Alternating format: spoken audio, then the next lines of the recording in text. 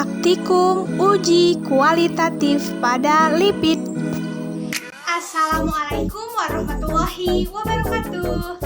Halo, perkenalkan saya Gaisa Hana Nafisah, NIM 11920600041. Perkenalkan, nama saya Yata Bestari dengan NIM 11920600048. Assalamualaikum warahmatullahi wabarakatuh. Saya Mumun Munayah dengan NIM 11920600060. Assalamualaikum warahmatullahi wabarakatuh. Perkenalkan, nama saya Putri Zara Deliano dengan NIM 119206000. Bismillahirrahmanirrahim. Assalamualaikum warahmatullahi wabarakatuh.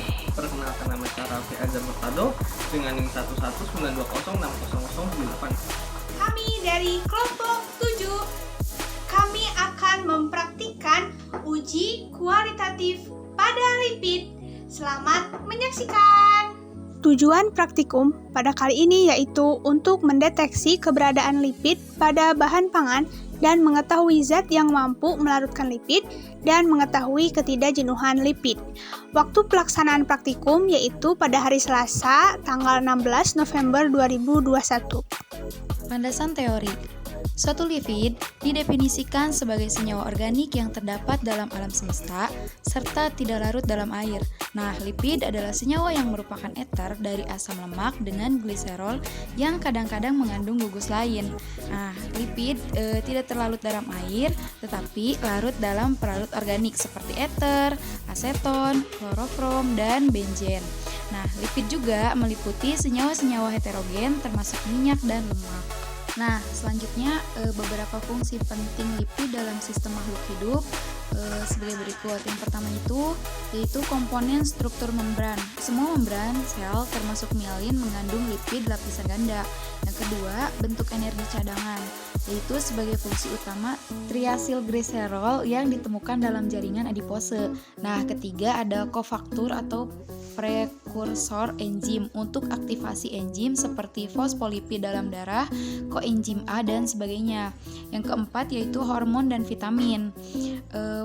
Prostaglandin asam arakidonat adalah prekursor untuk biosintesis prostaglandin hormon, steroid dan lain-lain. Untuk alat dan bahannya tersendiri kita ada menggunakan seledri, kacang tanah, pepaya, susu, kemiri, wortel, singkong, margarin, minyak, santan. Dan untuk alatnya kita menggunakan senter, kertas sampul, dan sedotan sebagai pengganti pipet. Prosedur kerja. Bahan yang akan saya uji yaitu kacang merah dan minyak. Pertama-tama, siapkan terlebih dahulu alat dan bahannya. Ambil kertas coklat, kemudian potong menjadi 2 bagian. Kemudian setiap kertas diberi nama. Setelah itu langsung saja, mari kita uji kacang merah terlebih dahulu. Sebelumnya kita tumbuk kacang merah agar terdapat sari-sarinya. Kemudian dioleskan pada kertas buram atau kertas coklat.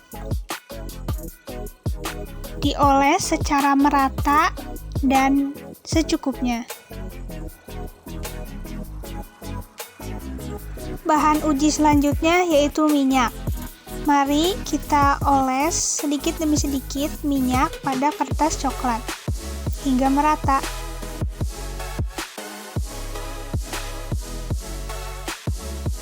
Setelah itu mari kita tunggu hingga 20 menit. Dan ini dia hasilnya. Terlihat pada gambar bahwa kacang merah tidak tembus pandang, sedangkan pada minyak tembus pandang atau transparan. Pada kesempatan kali ini saya akan melaksanakan praktikum uji lipid menggunakan air dan juga santan. Alat dan bahan. Alat yang digunakan untuk melaksanakan praktikum kali ini diantaranya senter, lalu kertas buram atau kertas coklat, dan untuk bahan kita gunakan santan dan juga air. Langkah pertama, siapkan kertas buram yang telah dituliskan dengan hasil Setelah itu kita oleskan santan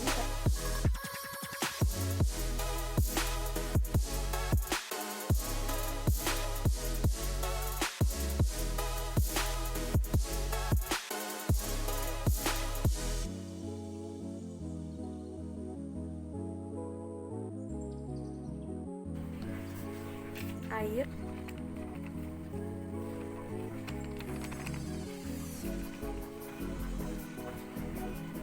kemudian tunggu hasilnya hingga 10 menit.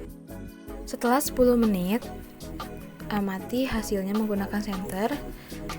Berikut hasil dari kertas yang telah diolesi oleh santan, terlihat transparan, dan juga kertas yang telah diolesi oleh air terlihat tidak terlalu transparan.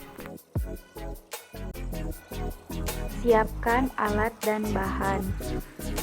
Langkah pertama, masukkan sampel susu di atas kertas buram atau kertas sampul.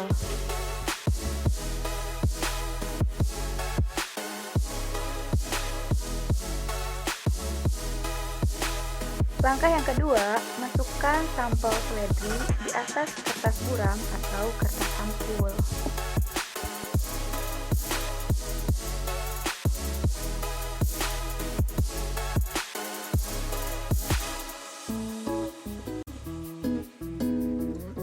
Lalu diamkan selama 10 menit. Berikut adalah hasil pada sampel susu.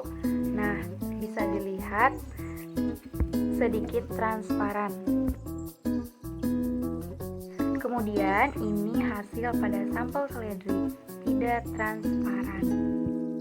Pada video kali ini saya akan menggunakan bahan-bahan. Yang pertama ada margarin, dan yang kedua ada pepaya yang sudah dihaluskan. Lalu ada kertas yang sudah diberi nama. Kemudian ada senter. Dan langkah yang pertama, kita oleskan margarin ke kertas buram ini yang sudah diberi label.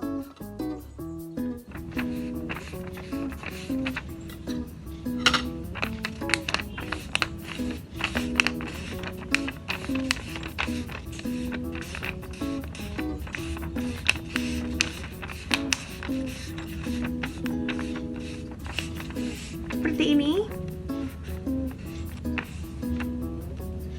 Jika sudah, yang kedua kita akan oleskan pepaya kepada kertas buram yang sudah diberi nama.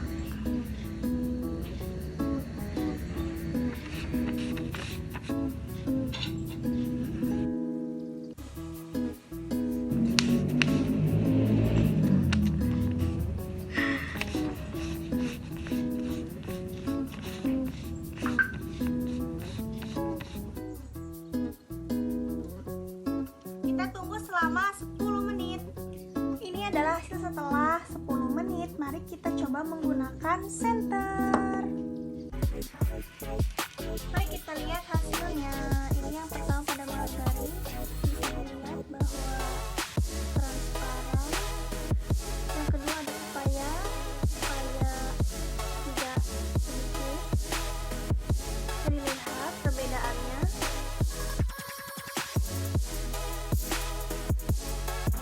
Di sini saya akan mempraktikkan uji lipid. Di sini saya menggunakan kemiri dan wortel. Untuk alatnya kita menggunakan kertas sampul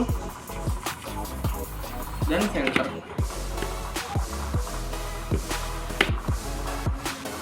Kita lanjut ke proses selanjutnya. Kita akan menaburkan kemiri tempatnya yang sudah disediakan.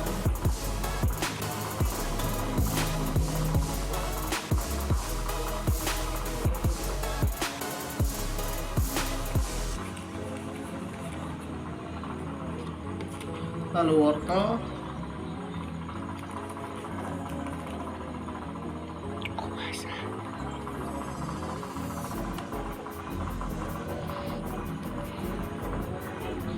dan kita akan menunggu selama 10 menit kurang lebih. Nah, setelah 5 menit, setelah 10 menit kurang lebih tadi tuh, kita akan mengecek hasilnya. Ini yang kemiri. Yang kemiri terlihat tembus pandang. Dan untuk yang wortel tidak terlalu tembus pandang. Ya.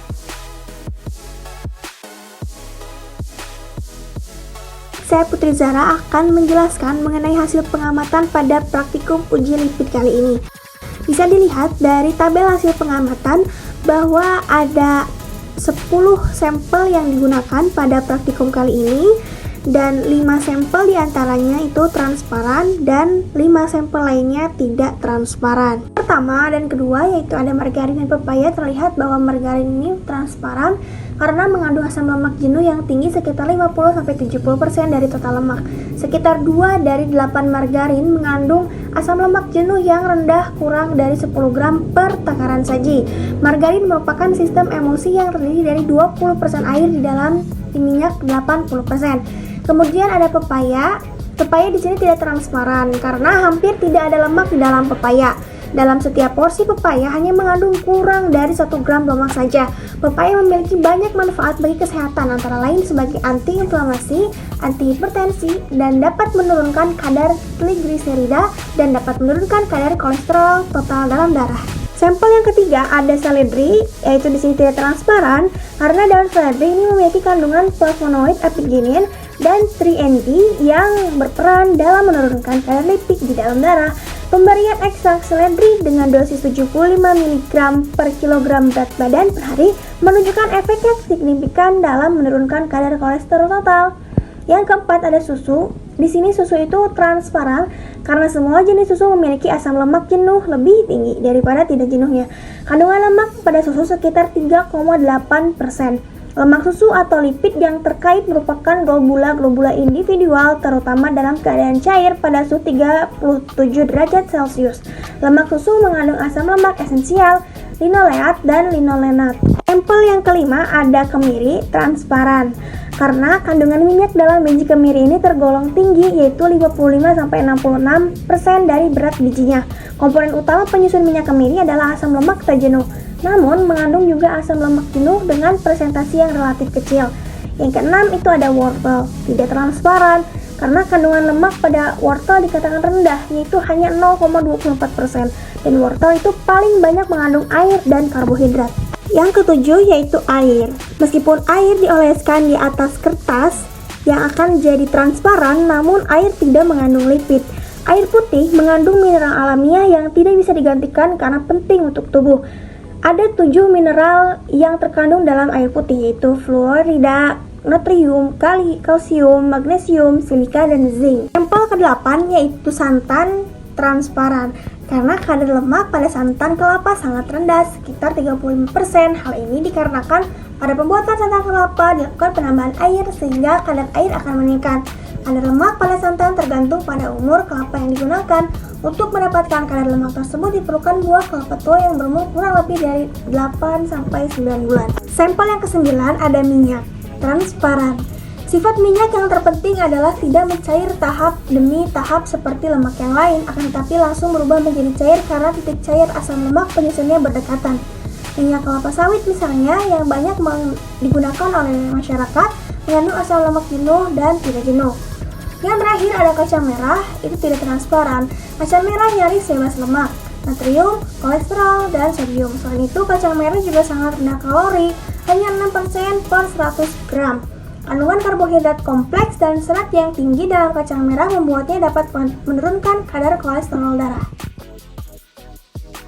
Kesimpulan, pengujian keberadaan lemak dalam bahan uji dapat dilakukan dengan cara yang sederhana.